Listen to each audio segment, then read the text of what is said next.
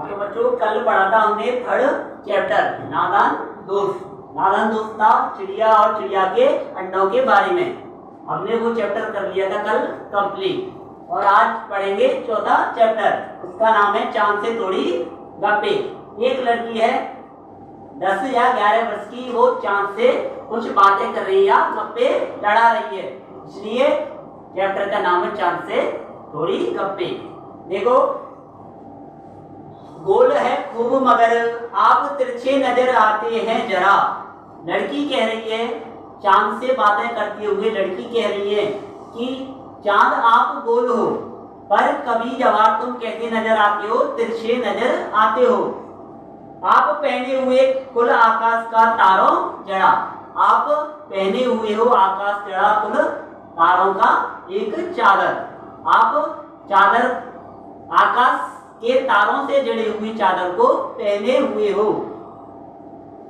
सिर को मुंह खोले हुए अपना गोरा चिट्टा गोल मटोल। और कह रही है कि आप अपने मुंह को खोले हुए, मुंह कैसा है, गोरा चिट्टा और गोल मटोल।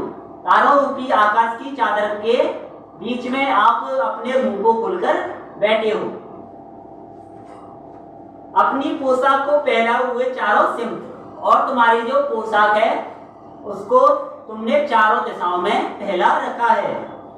आप कुछ तिरछे नजर आते हैं जाने कैसे। और लड़की कह रही है कि कभी जवार तुम कैसे नजर आते हो, तिरछे नजर आते हो या टेढ़े नजर आते हो। खूब है जो कि वाह जी वाह। और कह रही है वाह तुम्हारा क्या कहना है, कभी तुम सीधे नजर आते हो या गोल मटोल, या कभी तुम तिरछे नजर आते हो टेढ़े मेढ़े। हमको बुद्ध ही निराश समझा है। और लड़की कह रही है कि हे चांद तुमने हमको बेवकूफ ही समझा है क्या।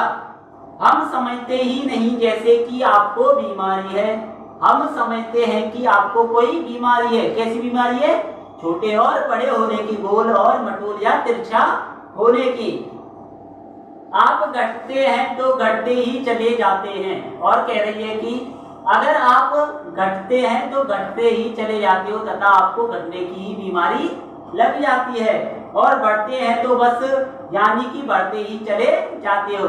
जब आप बढ़ना शुरू करते हो तो बढ़ते ही चले जाते हो। दम नहीं लेते जब तक कि बिल्कुल ही गोल ना हो जाए। और कह रही है कि जब तक आप बिल्कुल नहीं रुकते हो तब तक आप बिल्कुल गोल नहीं हो जाते।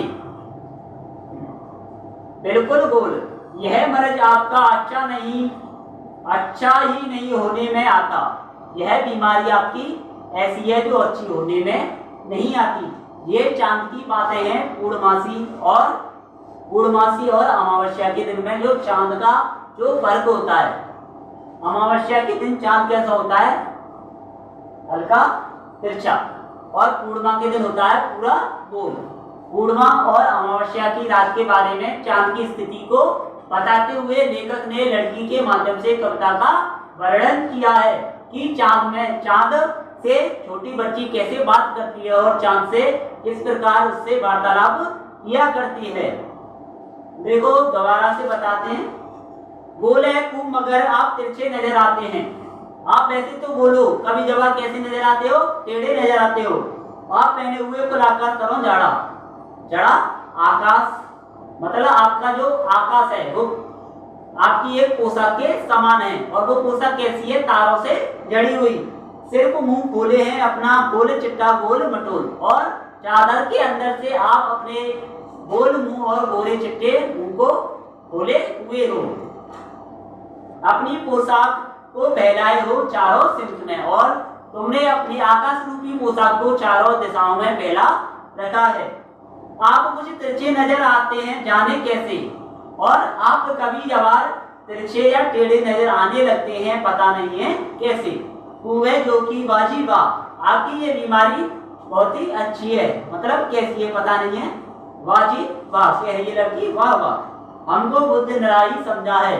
और लड़की कह रही है कि हमको तो तुमने बुद्ध मतलब बेवकूफ ही समझा है। हम समझते ही नहीं जैसे कि आपको बीमारी है। और हम समझते नहीं है कि आपको कोई बीमारी है।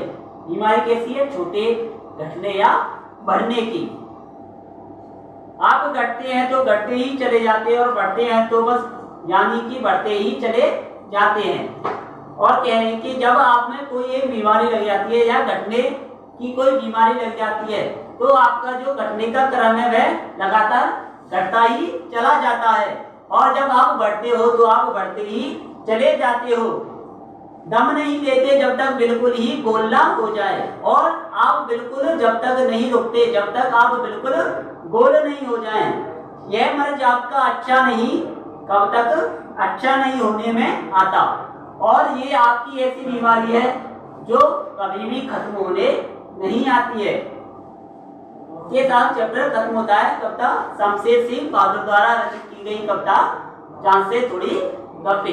अब देखते हैं आगे क्वेश्चन आंसरों की तरफ। कविता से आप पहने हुए कुल आकाश के माध्यम से लड़की कहना चाहती है कि चांद तारों से जड़ी हुई चादर उड़कर बैठा है। चांद तारों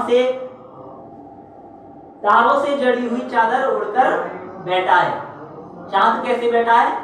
तारों रूपी चादर को उड़कर बैठा है। चांद की पोशाक चारों दिशाओं में पहनी हुई है, तुम इससे सही मानते हो? ये कह रहा है कि चांद की जो पोशाक है वो चारों तरफ या चारों दिशाओं में पहनी हुई है, ये बात सही है। पोशाक है तारों रूपी आकाश की पोशाक। आगे देखो, कवि ने चांद से गप्पे किन दिन लगाई होगी? इस कविता में आई बातों की मदद के अनुसार लगाओ, इसका कारण भी बताओ। देखो, दिन पूर्णिमा अष्टमी और पूर्णिमा के बीच, प्रथमा से अष्टमी के बीच। पूर्णिमा के दिन जो चांद होता है धीरे धीरे उसका आकार बढ़ता ही चला जाता है। पूर्णिमा जब अपने जो पूर्णिमा या पूर्णमासी आती है तो उसको जो चंद्रमा होता है वो पूरा ही गोल हो जाता है। और आपका अष्टमी से पूर्णिमा के बीच, अष्टमी से थोड़ा कम गोल होता है, अष्टमी से लेकर पूर्णिमा तक पूरा गोल हो जाता है, प्रथमा से अष्टमी तक। और प्रथमा से अष्टमी तक चांद का आकार जो होता है कम होता चला जाता है। अब देखो तीसरा क्वेश्चन है, नई कविता में तुक या छंद के बदले बिंब का प्रयोग अधिक होता है। बिंब में तस्वीर होती है जो शब्दों को पढ़ते समय हमारे मन में उभरती है।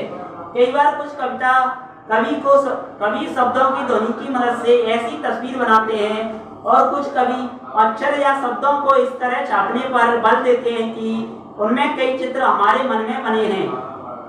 मतलब आपको चांद के बारे में बताना है, चांद का चित्र कैसा बनाना है।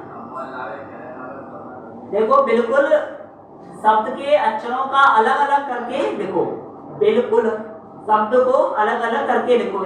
तुम इस कविता के और किन शब्दों को चित्र की आकृति देना चाहोगे?